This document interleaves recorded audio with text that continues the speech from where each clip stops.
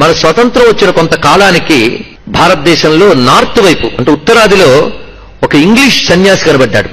ఆయన పుట్టుకతో Britisher, Britain దేశంలో పుట్టినటువంటి వాడు. ఆయన సన్యాసి వస్త్రంలో కూర్చొని ఎప్పుడు రామజపం చేసుకుంటున్నాడండి. జరిగిన సంఘటన చెప్తున్నాం ఇక్కడ. ఆయన వద్దకు ఎవ్వరు వెళ్ళినా oh my dear child please say Sitaram, ఇది చెప్తున్నాడు ఇక్కడ.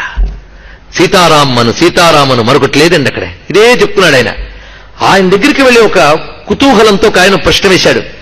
నువ్వు చూస్తే పాశ్చాత్యుడివి, ఆ దేశం నుండి దేశానికి ఎలా వచ్చో, ఇంత సీతారాం అంటున్న భక్తుడిగా ఎలా మారిపోయో ఒక్కసారి నీ అనుభవాన్ని చెప్పు అని అడిగితే ఆయన చెప్పిన అనుభవం ఆశ్చర్యం కలిగించింది. చూడండి ఇక్కడ. ఎందుకంటే హిందూ ధర్మం యొక్క ప్రభావం ఎలా ఉంటుందో చెప్పడం కోసం ఈ అంశాన్ని మనం తీసుకుంటున్నాం ఇక్కడ. చిత్రం ఏంటంటే ఈ ధర్మంపై పరిచయం లేని వాడిపై కూడా ప్రభావం ఎలా ఉన్నదో ఇది తెలుసుకోవాలి. అందుకే పెద్దవాళ్ళు అంటారు, తెలిసి ముట్టుకున్నా తెలియక ముట్టుకున్నా నిప్పు కాల్చుతుంది, తెలిసి కాకున్నా తెలియక కాకున్నా హిందువుగా బ్రతికితే అది మన బ్రతుకుని బాగు చేస్తుంది. తెలుసుకోవాలి. ఈ మహానుభావుడు చెప్తున్న గొప్ప విషయం ఏంటంటే, నేను ఇంజనీర్ని, ఇంగ్లాండ్ నుంచి భారతదేశానికి వచ్చినటువంటి ఇంజనీర్ని. వాళ్ళ పాలన కాలంలో నేను ఇక్కడికి వచ్చాను. నాకు ఒక పెద్ద నదిపై డ్యామ్ నిర్మించేటువంటి ప్రాజెక్టు నా భుజస్కంధాల మీద పడింది. అనేక మంది కూలీలు ఏర్పాటైన డ్యామ్ నిర్మాణం అవుతోంది. సరిగ్గా కీలకమైన దశలో భయంకరమైన వర్షాలు పడ్డ మొదలుపెట్టింది. ఆ వర్షాలకి ఆ డ్యామ్ ఏమవుతుందో తెలియని పరిస్థితి ఏర్పడింది. భయం పట్టుకుంది ఆయనకి. తాను అంగీకరించిన పనిని చేయలేకపోతున్నానని భయం పట్టుకుంది. ఏం చేయాలో తోచలేదు. ఒకవైపు వీళ్ళ ప్రయత్నాలు వీళ్ళు చేస్తున్నారు, కానీ నిలబడుతుందని ధైర్యం లేదు. ఆ సమయంలో ఆయన ఏమి తోచక అక్కడ తిరుగుతూ ఉంటే అక్కడ ఉన్నటువంటి పల్లెలు కొలుచుకుంటున్న చిన్న మందిరం కనబడింది. ముందే చెప్పుకుని అతనికి సంస్కృతి గురించి ఏమీ తెలియదు. ఆయన వెళ్లి వాళ్ళ దగ్గర నిలబడ్డాడు. ఏమిటి మీరు చేస్తున్నది అని. ఇక్కడ అమ్మవారికి మేము దండం పెట్టుకుంటున్నాం అన్నారు. దండం పెట్టుకుంటే ఏమొస్తుంది అని అడిగాడు ఆయన.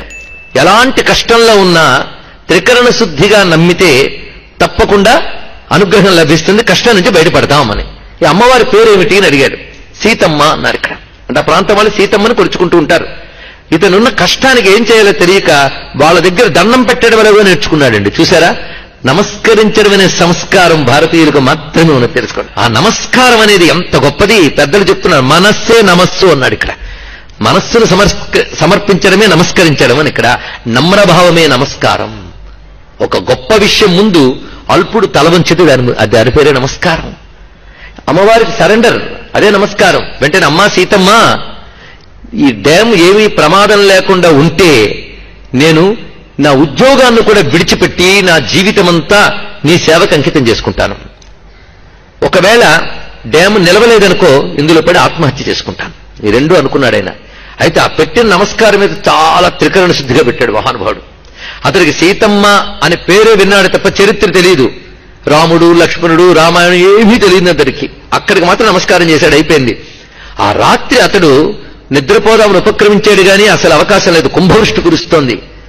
ఆయన చిన్న గొడుగు వేసుకుని రైన్ కోట్ వేసుకుని ఒక్కసారి ఆ డ్యామ్ ఇంకా పోతుంది, నేను ఆత్మహత్య చేసుకోక తప్పదు అని ఒక వ్రాతం రాసి పెట్టేశాడు. నేను ఉద్యోగ ధర్మాన్ని నిర్వహించలేకపోతున్నాను, ప్రకృతి ముందు ఓడిపోయాను, కాబట్టి ఆత్మహత్య చేసుకుంటున్నాను అని కాగితం రాసిపెట్టి ఆయన డ్యామ్ దగ్గరికి వెళ్ళాడు. చిత్రం ఏంటంటే ఆ రాత్రి వేళ ఒక ఇద్దరు ఆ డ్యామ్కి పడుతున్న రంధ్రాన్ని కప్పుబెడుతున్నట్టండి. ఆశ్చర్యకరం.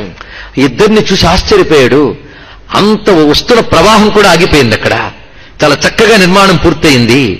వాళ్ళని చూసి ఆనందపరవశుడై ఆయన మూర్ఛపోయాడు. మరుసటి రోజు పొద్దున అక్కడున్న కూలీలు నీళ్లు జల్లితే తేరుకున్నాడు ఆయన. ఏమిటి ఇలా మూర్ఛపోయో, ఇప్పుడు అంత చక్కగా ఉంది డ్యామ్ నిర్మాణం కూడా, ఇంకా ఏ ఇబ్బంది లేదు, ఏదో అద్భుతం జరిగింది, ఏం జరిగింది అని ఈయన అడిగారు.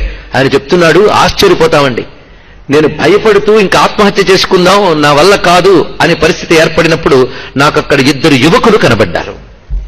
ఒక యువకుడు నీల కాంతితో ఉన్నాడు, ఇంకొక యువకుడు బంగారు కాంతితో ఉన్నాడు. ఇద్దరు భుజాలకి ధనుస్సులున్నాయి, వెనకాల అమ్ముల పొదులున్నాయి. వాళ్ళెవరో నాకు తెలియదు. వాళ్ళిద్దరూ కలిసి ఆ రంధ్రాలను పూడ్చుతూ కాపాడారు, అది తెలుసుకున్నాను అన్నాడు ఇక్కడ. దీన్ని బట్టి మీరు ఆలోచించండి.